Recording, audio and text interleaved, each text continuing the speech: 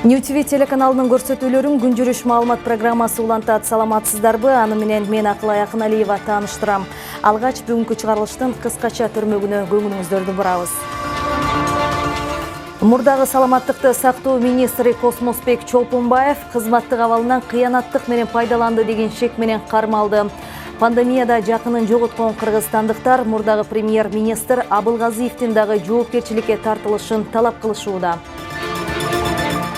Бишкекте уюшкан кылмыштуу топтун мүчөлөрү колго түштү. Алардын жанынан автомат, мылтык жана тапанча табылды. Онлайн окуудан тажаган окуучулар. Октябрдан тарта мектептер ачылышы мүмкүн.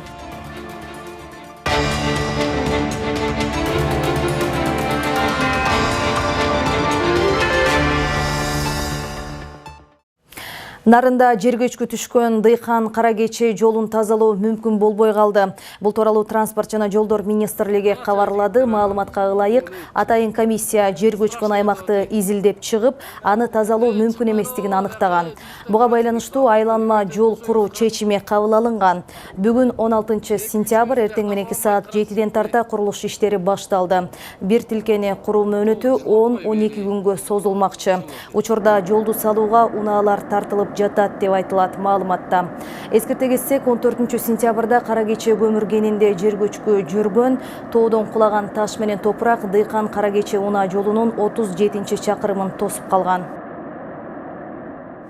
Бишкекте уюшкан кылмыштуу топтун мүчөлөрү кармалды. Бул тууралуу шаардык милициянын басма сөз кызматы кабарлады. Мекеменин маалыматына караганда, кармоо учурунда алардын жанынан курал жарак табылды. Борбор калаанын криминалдык милиция кызматынын башчысы Улан Айтбаевдин айтымында бул факт боюнча сотко чейинки териштирүү жүрүп жатат. Факт кылмыштардын жана жоруктардын бирдиктүү реестрине жазык кодексинин куралды, ок дарыларды мыйзамсыз жүгүртүү беренесинин негизинде катталган. Милициянын маалыматына караганда жалпысынан 20-35 жаштагы 7 адам кармалды. Алардын 3-өө Ички иштер министрлигинде уюшкан топтун мүчөсү катары каттоодо турары белгилүү болду. Баары шаардык ички иштер башкармалыгынын убактылуу кармоочу жайына киргизилди. Колго түшүрүлгөн жеринен табылган курал жарак экспертизага жөнөтүлдү. Кармалгандар оор жүк ташуучу айдоочуларды тоноого тиешеси бар деп да шектелүүдө. Кызматта турганда кылган шалаакылыгы жана кызматтык абалын кыянаттык менен пайдаланды деген шек менен кечээ Финпол тарабынан кармалган мурдагы саламаттыкты сактоо министри Космосбек Чолпонбаев Бишкек шаардык милициясынын убактылуу кармоочу жайына киргизилди.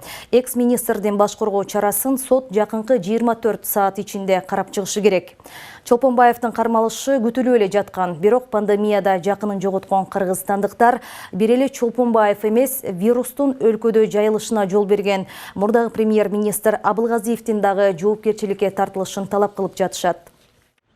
Та жылы вирустун жайылышын алдын ала алган жок деп апрелде кызматтан алынган мурдагы саламаттыкты сактоо министри Космосбек Чолпонбаев күн мурун 15 сентябрда кармалды. Экономикалык кылмыштарга каршы күрөшүү кызматы ага кызмат абалынан кыянаттык менен пайдаланган деген айып тагууда. Ушул жана шалаакылык беренеси боюнча саламаттыкты сактоо министрлигинин жетекчилик кызматтагы өкүлдөрү дагы шектелип жатат. Элдин жана мамлекеттин кызыкчылыгына каршы консультациялык кызмат көрсөтүүлөргө келишим түзүшкөнү аныкталды. Ал мамлекеттик бюджетке 9 миллион сомго жакын суммада зыян келтирген. Бирок эмне болгон консультациялык кызмат жана министрликтин дагы кайсы жооптуу адамдары кылмышка шектелип жатканын Финпол ачыктаган жок. Чолпонбаевди аталган кызматтын тергөө башкармалыгы оору күчөп турган июль айында да суракка алмак. Анда териштирүү саламаттыкты сактоо министрлигинин кызмат адамдарына карата коррупция жана айрым фарм компаниялардын кызыкчылыгын коргоо фактысы боюнча жүрүп жатканы кабарланган. Бирок көрсөтмө берүүгө чакырылган Чолпонбаев каттуу ооруп бейтапканага түшкөн. Все результаты отрицательные. Космосбек Чолпонбаев министр болуп турган кезде Кыргызстанда COVID-19 вирусун алдын алууга керт башы менен жооп бере тургандыгын айткан. Бирок иш жүзүндө анын жетекчилигиндеги министрлик вируска каршы күрөшкө тийиштүү кам көрө албагандыгы тастыкталды. Эпидемия күчөгөндө ооруканалар көп санда келген бейтаптарды кабыл алууга даяр эмес. Медициналык жабдуулар жана турмуштук маанилүү дары-дармектер, жада калса эң жөнөкөй болгон коргонуучу костюмдар жетишсиз болуп чыкты. Эксперттердин айтымында июлдагы апааттын себеби биринчи кезекте саламаттыкты сактоонун бирдиктүү тутумунун жоктугуна байланыштуу. Министрдин экс-кеңешчиси Елена Баялинованын айтымында Чолпонбаевдин ооруканаларды координациялоо, штабты так башкаруу жана эпидемиянын алдын алуу боюнча жетиштүү тажрыйбасы болгон эмес. Мурунку аткаминер дары менен камсыздоо жаатында тажрыйбалуу болгону менен министрликти башкарууда алешемдиктерге жол берген.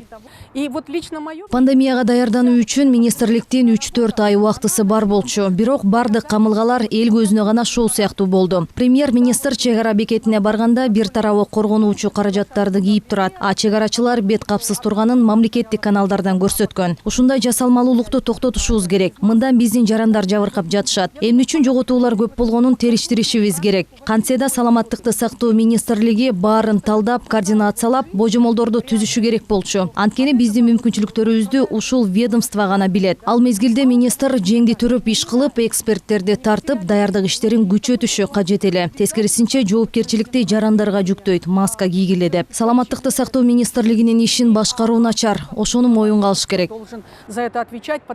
Камылганын чабалдыгынан улам жайылып кеткен тажы вирусунан жакындарын жоготуп өксүп калгандардын бири Айболот Айдосов. Атасы июль айында тумоо туу чокусуна жетти делип жаткан кезде каза тапкан. Эгер ошол мезгилде система кыйрабаганда жүздөгөн адамдын өмүрүн сактап калууга болмок дейт. Эми ал бийликтен пандемиянын курмандыктары үчүн Чолпонбаев деле эмес, тажы вирусуна каршы күрөш боюнча республикалык штабтын жетекчисин жана мурдагы премьер-министр Мухаммедкалый Абылгазиевди жоопкерчиликке тартууну талап кылууда.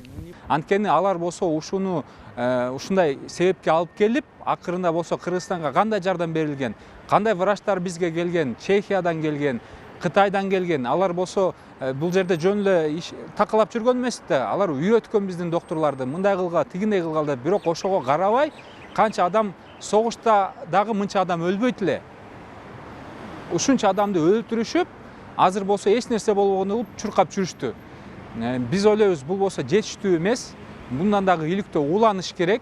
Буга чейин дагы илдеттен каза болгондордун жакындары Кыргызстанда вирустун жайылышы жана пандемияда көз жумган 1000ден ашуун адамдын өлүмүн иликтөөнү бийликтен талап кылышып, улуттук комиссия түзүүнү сунуш кылышкан. Бирок бул демилге азырынча бийлик тарабынан колдоо таба элек. И нас действительно всех. Карантин эмеле киргизилген учурда штаб, өкмөт баары жакшы болот деп элди ишендирген. Өз кезегинде биз жарандардагы бийликтин айтканын кылып үйдө отурдук. Бизди оорудан коргоо үчүн өкмөт бардык чараларды көрөт деп ишенгенбиз да. Бирок жоготуу өтө көп болду. Бул кылмыштуу шалаакылык. Ал билбегендиктен же тажрыйбасыздыктан кылынса дагы күнөөлүүлөр жоопкерчиликтен кутулуп кетпеши керек. Бирок алар элдин кечирим сураганга да жарап коюшкан жок. Вот это, я считаю, что... Белгилей кетсек, Космосбек Чолпонбаев саламаттыкты сактоо министрлигин 2018 жылдын апрелинен ушул жылдын апрелине чейин жетектеди. Ага чейин ал дары-дармек менен камсыздоо жана медициналык жабдуулар департаментинин директору, андан кийин Кыргызстандын фармацевтика бирлигинин төрагасы болуп иштеген. Коомчулукта аны фармацевт министр деп аташат. Ал кызматта отурган учурунда министрлик 2 кымбат баалуу жол тандабас жана реанимобилдерди сатып алган үчүн да каттуу сынга кабылган. Чынара Нурсейитова, Алтынбек Саакиев, Нью ТВ.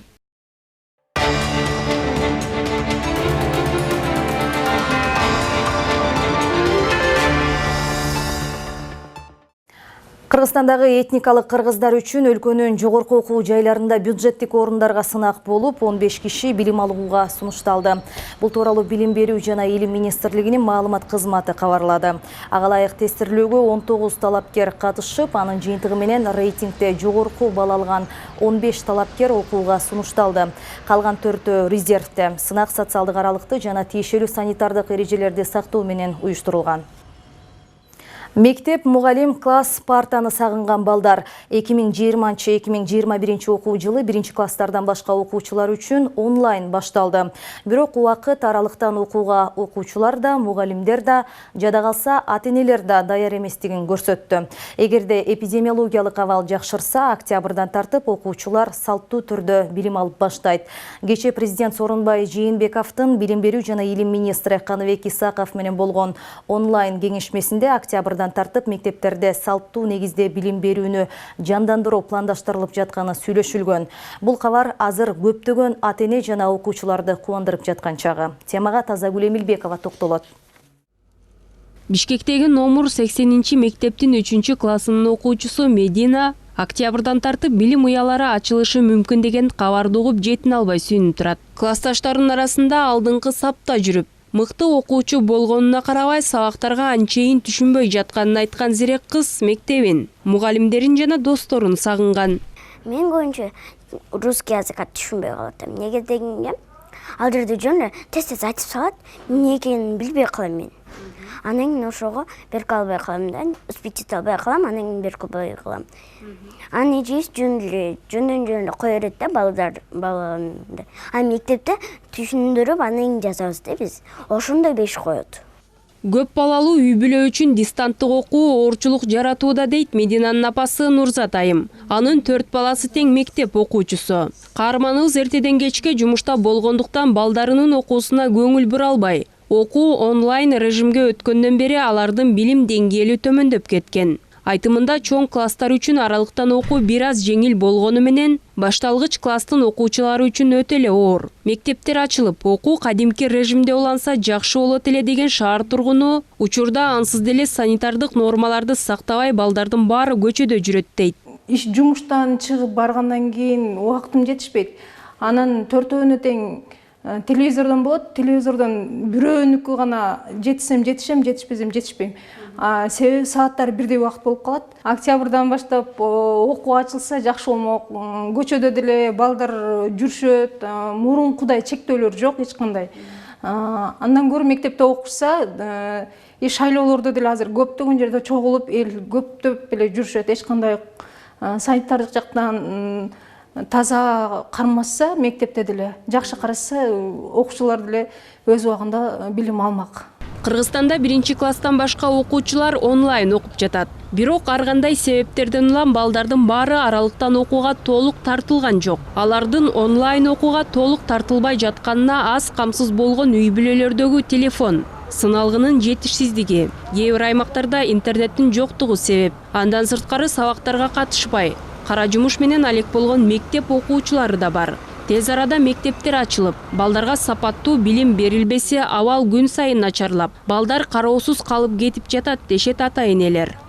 Эми форма кийбей, эрте менен турбай, анан эне атасы үйдө болгондон кийин аларды жумшайт, тигини жазай койчу, муну алып келе койчу деп. Анан окуган эле жакшы го деп ойлойм мен. Ооба, мен ойлойм, мынтип үйдө отурганча эне аталардыр иштеп атат да алардыга. Акча табыш керек, бала бакыраны багыш керек. Балдар менен үйдө заниматься этиш керек да, ага бир киши керек. Айта кетсек, кечээ күнү өлкө башчы Сооронбай Жээнбеков билим берүү жана илим министри Канибек Исаков менен онлайн кеңешме өткөрүп, анда октябрь айынан тартып мектептерде салттуу негизде билим берүүнү жандандыруу пландаштырылып жаткандыгы тууралуу сүйлөшүлгөн. Өлкө башчы бул сунушту колдоого алып, башталгыч класстардан этап-этабы менен баштоону сунуштаган. Билим берүү министрлиги ата-энелерден да кайрылуулар көп болуп жатканын билдирип, эпидемиологиялык абал жакшырса сентябрдын аягында чечим чыгарарын кабарлоодо. Кыргыз Республикасынын саламаттык сактоо министрлиги тарабынан биргеликте нускамаларды иштеп чыкканбыз. Ошо салттуу түрдө окутууда мектеп администрациясынын милдети, мугалимдердин милдети, ата-энелердин жана окуучулардын милдети жазылган. Ал нускамалар жерлерге таратылып берилген.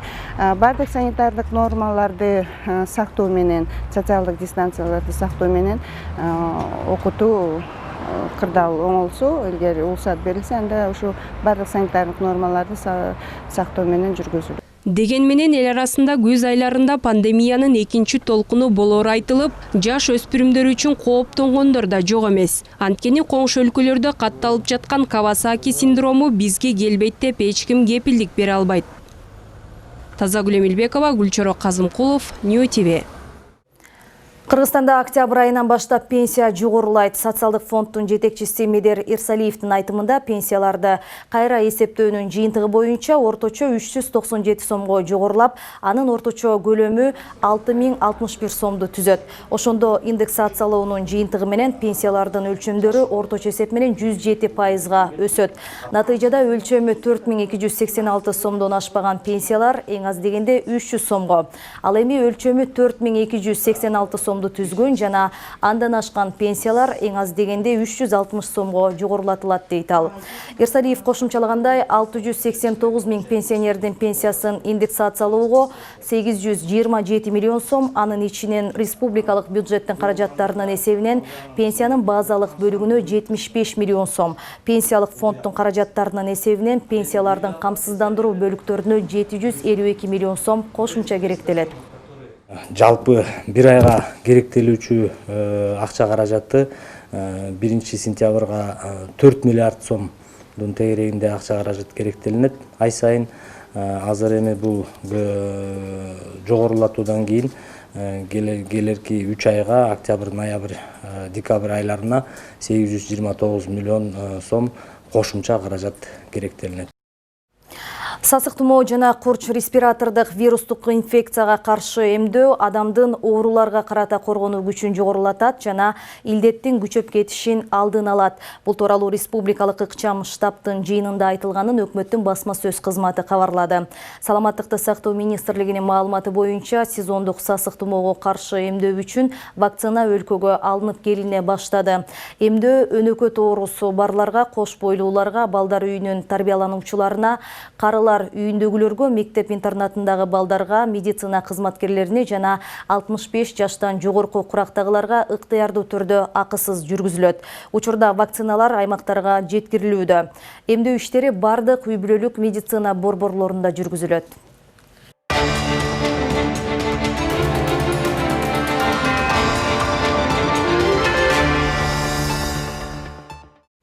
Борбордук шайлоо комиссиясы 4 октябрда боло турчу шайлоого катышуучу жарандар жөнүндө маалыматтарды түзүүнү улантууда. Шайлоочулардын тизмесине өзгөртүү киргизүүнүн акыркы мөөнөтү 19 сентябрь. Жарандар өздөрүн шайлоочулардын тизмесинен бир канча жол менен текшере алышат. Мисалы, шайлоо участогуна барып текшерүүгө жана 3w.tizmet.gov.kg сайт аркылуу, ошондой эле каттоо кызматынын 119 номуруна чалуу аркылуу текшерүүгө болот.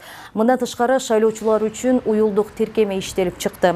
Учурда Кыргызстанда шайлоочулардын жалпы саны 3 миллион 465 миң. Форма 2-ни алуу үчүн кайрылгандардын саны 264 миң 270-ке жетти. Кыргызстанда парламенттик шайлоо 4 октябрда өтөт, ага 16 партия атсалышууда.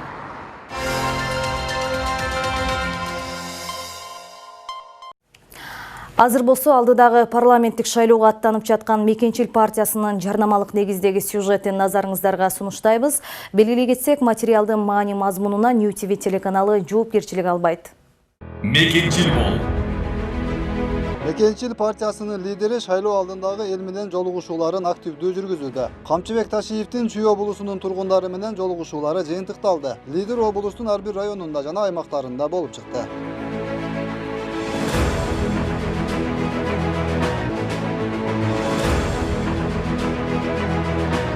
Мурдагыдан дагы оор жаман маселе болуп кетти. Бул добуш сатып алуу. Мынчалык добуш сатып алууга биз эч качан келе элек болчубуз. Азыр бүт элибизди ушу добуш сатып алуу, добуш сатуу эптини каптап кетти. Бул өтө жаман, өтө коркунучтуу эпки болуп кетти.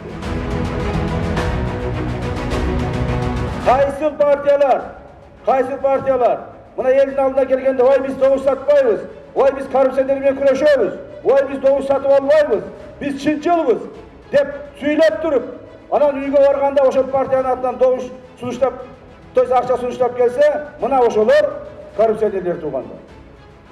Мен ачык айтайын, Мекенчил саясий партиясы эч кандай добуш сатып албайт. Биздин партиянын атынан эч ким добуш сатып албайт. Бизге бере турган добушуңуздардын ар бири адал болсун. Элимде күйүп барктаган, жеримде сүйүп дарктаган, Мекенчил болгон Мекенчил намыска дайым бек турган. Силерге ак жол, күч берсин Кудай ийеттерге ага баргыла. Буюрса Мекенчил партиясына ийгилик каалайбыз, өтүп кетишине тилектешпиз.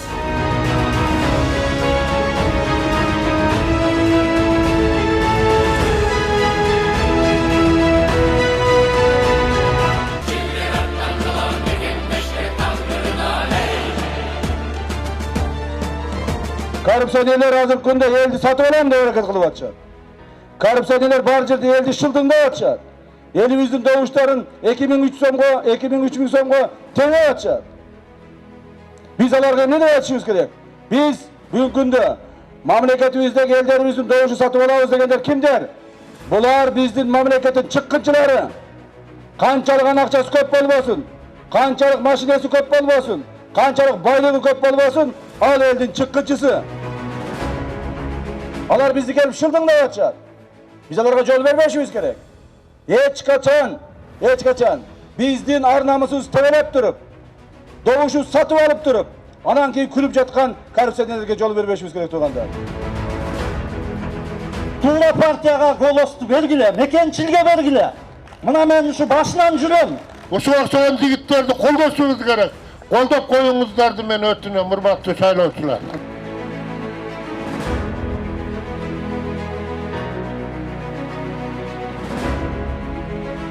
Sizler tandap olgan adamlar erteң parlamentте oturат. Депутат болот. Өкмөттү түзөт. Премьер-министрди дайындайт. Мына ошо силер тандап алган адамдар болот. Демек биз билимдүүлөрдү, акыйкаттууларды, эл жер, мамлекет деген адамдарды тандап алууга милдеттүүбүз.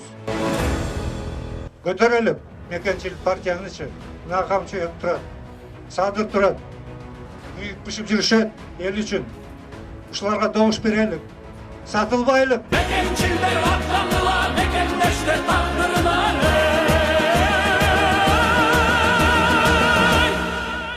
Mekençiller atlandılar, mekenleşti tandırına. Mamleketimizin geleceği, elimizin geleceği büyük günde. Mınanda yaşlığa kişilikey baldarımızın geleceği sizlerin kolunuzlarda. Her birinizlerin jeke bir doğuşunuzlar menen bugün günde. Mamleketin geleceğini anıktaysızlar. Kırgızstan depte gölüm anda terdi. Korrupsiyanerler Kızma kılgın jönjürbe asır kerdi. Janar toğluy teң atılıp küküröktөр. Жалпы жұрттың birge kuyup akıl gençi. Mana sıkkan jüröktör birge soğup. Mekençil el boluğa mezgil geldi. Kelecekke bir gana jol. Kırgızstan'da mekençil bol.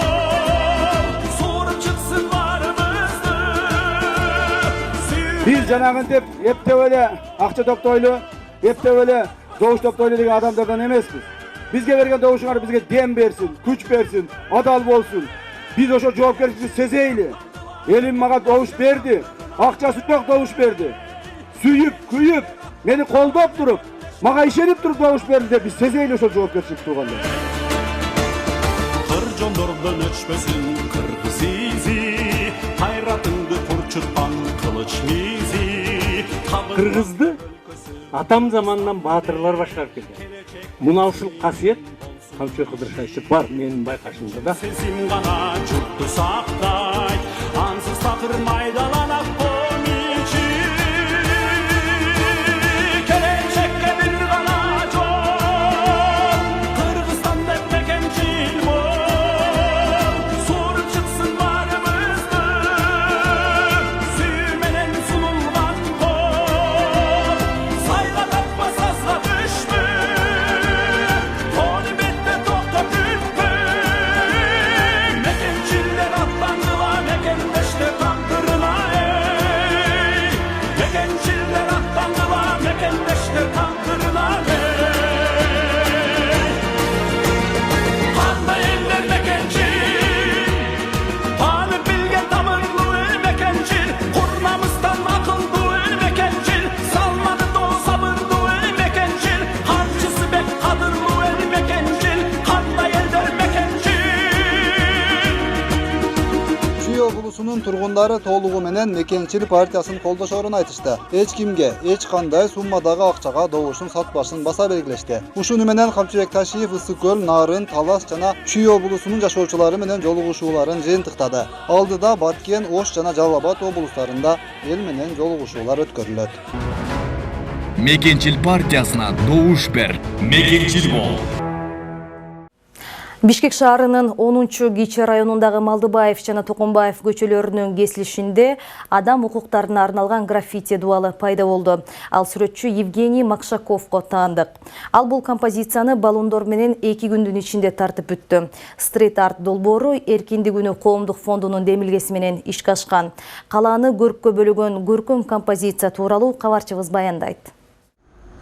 Бириккен Улуттар уюмунун кыйноолордун курмандыктарын колдоо эл аралык күнүнө жана Нелсон Манделанын эл аралык күнүнө карата баш калаанын 10-Кичи районундагы Малдыбаев жана Токомбаев көчөлөрүнүн кесилишинде адам укуктарына арналган граффити дубалы пайда болду. Биз муниципалитетке тиешелүү жерлерди көрсөттүк. Алар тандаган бир топ жерлер бар болчу, бирок тилекке каршы биз шарт түзөлгөн жокпуз. Анткени ал жеке дубалдар болуп атты. Ошондон ымтууга 10-ымтуу Октябрь районунда ошого караштуу тиешелүү жерге шарт түзүп бердик. 2 күндө Нельсон Манделанын элесин ошол жерге жаратып, бул азаттыктын бир дагы символу болду, дагы бир айкели образы болду. Граффити белгилүү сүрөтчү Евгений Макшаковго таандык. Ал бул композицияны баллондор менен 2 күндүн ичинде тартып бүткөн. Шаар тургундары бош турган дубалдарга ушундай жакшы сүрөттөр көрк кошуп турарын айтышууда. Ушундай долбоордун үстүнөн иштегениме абдан кубанып турам. Мени сүйүндүргөнү мындай терең маанини чагылдырган сүрөттөр ачык асман алдында жайгашканы. Тартуу процесси учурунда жолдон өтүп бараткандар эмне болгон сүрөт, бул киши ким деп сурап жатышты. Мындан ары да шаарыбызга көрк берген жакшы долбоорлордун үстүндө иштөөгө даярмын. Бул боз жана байкалбаган дубал адам укуктары үчүн күрөшкөн белгилүү активист Нелсон Манделанын сүрөтү түшүрүлгөн жаркыраган көркөм композиция менен кооздолду. Стрит-арт долбоору Эркиндик күнү коомдук фондунун демилгеси менен жана мэриянын экономика жана инвестиция департаментинин Бишкек башкы архитектура муниципалдык ишканасынын колдоосу менен ишке ашкан. Мы хотели привить молодежи. Биздин коомдук фонд бир топ жылдан бери кыйноого кабылган жарандардын укугу менен күрөшүп келет. Статистикага таянсак 2020-жылы 5000ден ашык кыргызстандык күч түзүмдөрү тарабынан кыйноого кабылганы аныкталган. Биз мындайга жол бербешибиз керек. Ошондуктан да өмүрүн адам укугун коргоого арнаган Нельсон Манделанын образын тандадык. Человеческого достоинства. Нелсон Мандела өз өмүрүн тынчтык жана гуманизм жолуна арнаган. Адам укуктарын коргоочу жана эркин түштүк Африканын демократиялык жол менен шайланган биринчи президенти. 18-июль күнү Нелсон Манделанын эл аралык күнү бүткүл дүйнө жүзүндө белгиленет. Жакында бул датанын масштабын кеңейтип, түрмөдөгү гумандуу шарттарды жайылтып, туткундардын укугун коргоо күнү катары белгилөө чечими кабыл алынды дешет адистер. Тазагүл Эмилбекова, Гүлчөрө Казымкулов, Нью ТВ. Мына ушундай жаңылыктар менен бүгүнкү чыгарылышты жыйынтыктайбыз. Кайрадан эфир аркылуу амандашканча саламатта туруңуздар.